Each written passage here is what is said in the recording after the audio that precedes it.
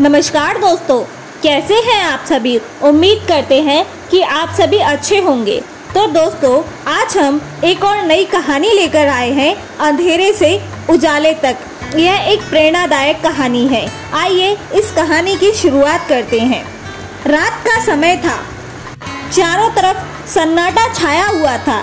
एक छोटे से कमरे में हल्की सी रोशनी, कंप्यूटर स्क्रीन पर तेजी से चलती उंगलियां। रवि वर्मा, एक बेरोजगार इंजीनियर, अपनी आर्थिक तंगी और बेरोजगारी से जूझ रहा था। उसके पिता का देहांत हो चुका था, माँ बीमार थी और घर की स्थिति बिल्कुल खराब थी। कमरा पूरी तरह बिखरा हुआ पड़ा था। मेज पर अधखाया खाना रखा था और एक पुराना लैपटॉप। स्क्रीन पर कोडिंग विंडो ओपन थी। रवि की आंखों में थकान साफ झलक रही थी, लेकिन उसकी उंगलियां कीबोर्ड पर तेजी से दौड़ रही थी। एक दृढ़ निश्चय अधिकारी, आईपीएस अनुष्का सिंह, 35 साल की तेज दिमाग वाली और निडर महिला। उनकी गहरी भूरी आंखों में एक अजीब सी दृढ़ता थी, जो अपराधियों के लिए खौफ और बेगुनाहों के लिए उम्मीद की किरण थी।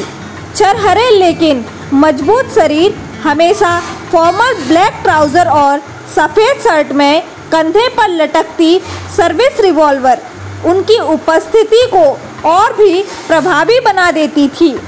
उन्होंने अपने कैरियर में कई हाई प्रोफाइल केस सुलझाए थे और उन्हें लेडी सिंघम कहा जाता था।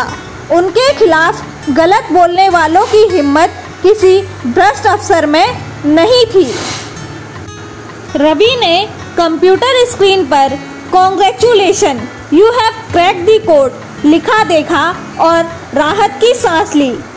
अज्ञात नंबर से फोन बजता है। रवि, हेलो। अजनबी, शानदार काम रवि, अब अगला टास्क करो। रवि, अगला टास्क? लेकिन आप कौन हैं? अजनबी, हम वो हैं जिन्होंने तुम्हें 50 लाख का ऑफर दिया है। अब सरकारी डेटा को डिस्क्रिप्ट करना है, वरना तुम्हारी माँ। रवि का दिल तेजी से धड़कने लगा। उसे समझ आ गया कि यह सिर्फ एक इंटेलिजेंट टास्क नहीं था, बल्कि एक खतरनाक जाल था। कमरे में बेचैनी बढ़ती है। रवि गहरी सांस लेता है और उसका माथा पसीने से भीग जाता है। रवि दुविधा में था, एक तरफ पैसों का लालच और दूसरी तरफ उसका ज़मीर। उसने तय किया कि वह अपराधियों का साथ नहीं देगा। उसने साइबर क्राइम ब्रांच की आईपीएस अधिकारी अनुष्का सिंह को एक गुप्त ईमेल भेज दिया। क्राइम ब्रांच ऑफिस में अनुष्का ईमेल पढ़ रही थी। ऑफिस में हलचल बढ़ गई। विशाल मेहरा और उसकी टीम स्क्रीन पर नजरें गड़ाए हुए थे। विशाल, मैम, यह गंभीर मामला लगता है। ये लोग सरकार के खुफिया डेटा पर हमला करने वाले हैं। अनुष्का गंभीर स्वर में, हमें तुरंत रवि से मिलना होगा। अगर यह गिरोह कामयाब हो गया तो देश को भारी नुकसान हो सकता है। रवि जैसे ही अपने घर से बाहर निकला, अचानक एक काली गाड़ी उसके पास आकर रुकी।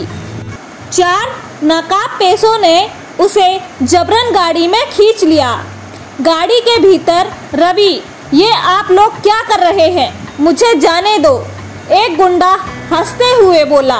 चुपचाप बैठा रहे, वरना अभी के अभी नींद में सुला दूंगा। गाड़ी एक वीरान गोदाम में जाकर रुकती है। अंदर अंधेरा, दीवारों पर जंग लगी हुई, चारों तरफ लोहे के कंटेनर पड़े हुए थे।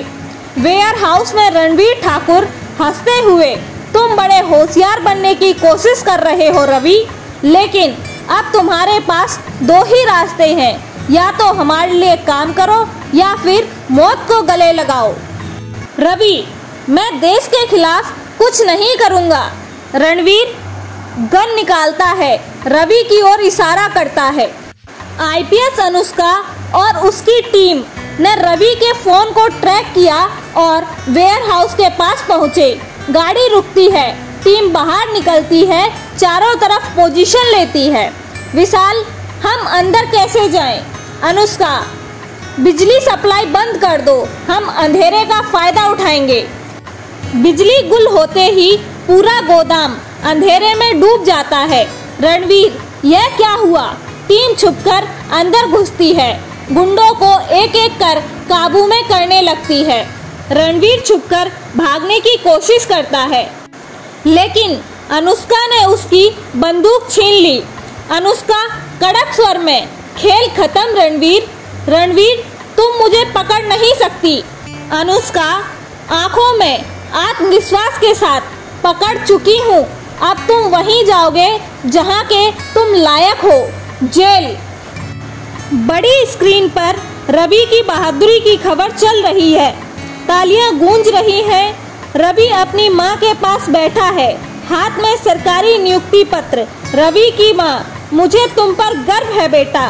रवि, सच की राह मुश्किल होती है माँ, लेकिन जीत पक्की होती है। तो दोस्तों, इस कहानी से हमें यह सीखने को मिलता है कि जिंदगी में कितनी भी मुश्किलें आए, अगर आप सच्चाई के साथ हैं तो आपकी ही जीत होगी।